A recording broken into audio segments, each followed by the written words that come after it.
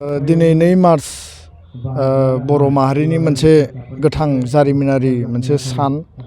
Bodoland demand day Bodoland दाबि सान आरो दिनै जों बे सानखौ गोसोखांदों। दिनैनि सानावनो 1987 मायथाइयाव बड'फा उपेन्द्रनाथ ब्रह्मनि दैदेननायाव आलादा रायजो बे दाबिखौ लानानै गिबि खेबनि थाखाय क'क्राझारनि जि कलेज माने फिल्ड दङ प्लेग्राउन्ड बेयाव सोमावसारनायनि हाबाफारिया जागायजेनदोंमोन आरो बेखौनो 1987 मायथाइनि फ्राय दुलाराय बर' फरायसा आफाद आरो दुलाराय बर' माहारिया बड'लेण्ड दाबि सान बड'लेण्ड डिमान्ड डे हिसाबै जोङो फालिबोदों आरो बेबायदिनो देग्लायबो जोङो खोब थेलेबलेब हाबाफारिनि गेजेरजों दुलाराय बर' फरायसा आफादनि हेडक्वार्टार बड'फा हाउसनिफ्राय जागायनानै जोंनि जिल्ला जोंनि इउनिभार्सिटि कमिटि स्टेट कमिटि आनसलिक इउनिटआव जोङो बेखौ थेलेबलेबै फालिदों।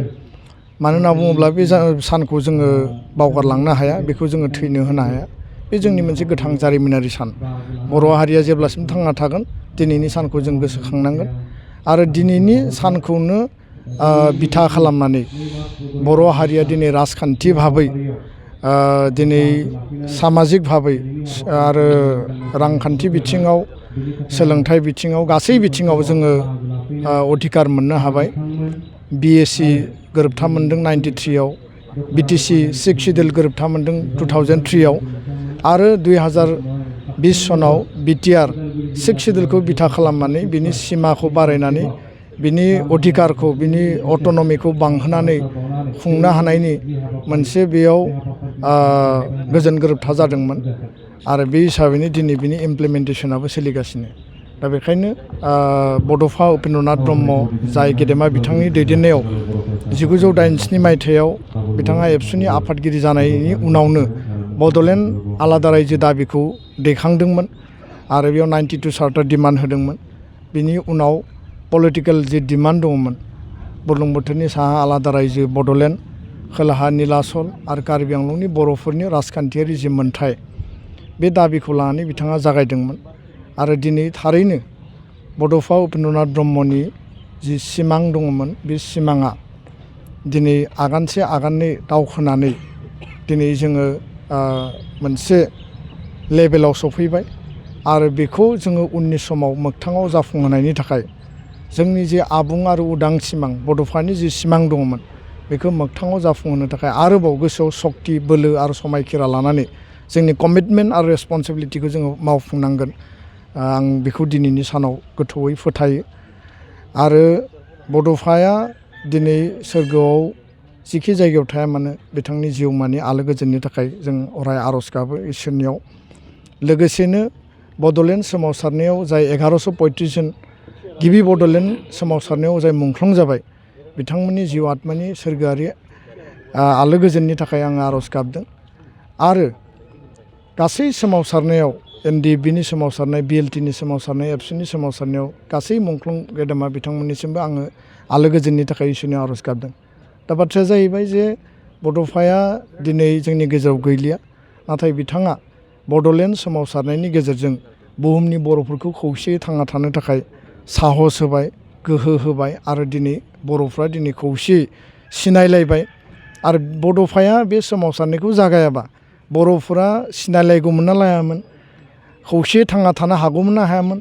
आरो मोनसे जावरिखांनाय मोनसे रेनेसा बे मोनसे फैगौना फैयामोन बे जोंहा साननो गोनां बाथ्रामोन। नाथाय बेखौ मोगथाङाव महर होबाय। दा बड'फाया खौसेथिनि नेरसोन, सोमावसारनायनि स्ट्रागोलनि मोनसे नेरसोन आरो बिथाङा जोंखौ आदर्श मोनसे माहारि हिसाबै बुहुमाव थांना थानो थाखाय फोरोंलांबाय आरो बुहुमाव बर'फ्रा दिनै बयजोंबो सिनायजाबाय, बयजोंबो मिथिजाबाय। दा बेखायनो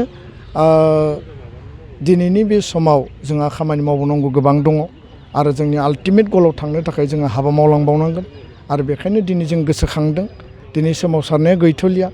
एकर्ड इमप्लिमेन्टेसननि थाखाय हाबाफारि मावगासिनो दङ आरो एकर्ड इमप्लिमेन्टेसननि गेजेरजों मेक्सिमाम लेभेलसिम जोंनि गावखुंथाय जि जोंहा मोनदों BTRआनो जा बर' कसारि काउन्सिलानो जा बेखौ जोङो मारै पावारफुल खालामनो हायो, मारै मर अट'नमि होनो हायो, एरियाखौ बोरै एक्सपान्ड खालामनो हायो, समस्ति बोरै बांहोनो हायो, बे गासैबोखौबो रोखा खालामनायनि उनाव आरोबाव जों आगान सुरलांबावनांगोन। दा बेखायनो आं खावलायो जे दिनैनि बे समाव दिनै मुंख्लं बिथांमोना गावबा गावनि कमिटमेन्टखौ रेसपन्सिबिलिटिखौ बावसोमनानै दिनै मावफुंलांबाय। बड'फा उपेन्द्रनाथ ब्रह्मआ गावनि कमिटमेन्ट आरो रेसपन्सिबिलिटिखौ दिनै बावसोमनानै मावलांबाय आरो बिथाङा दिनै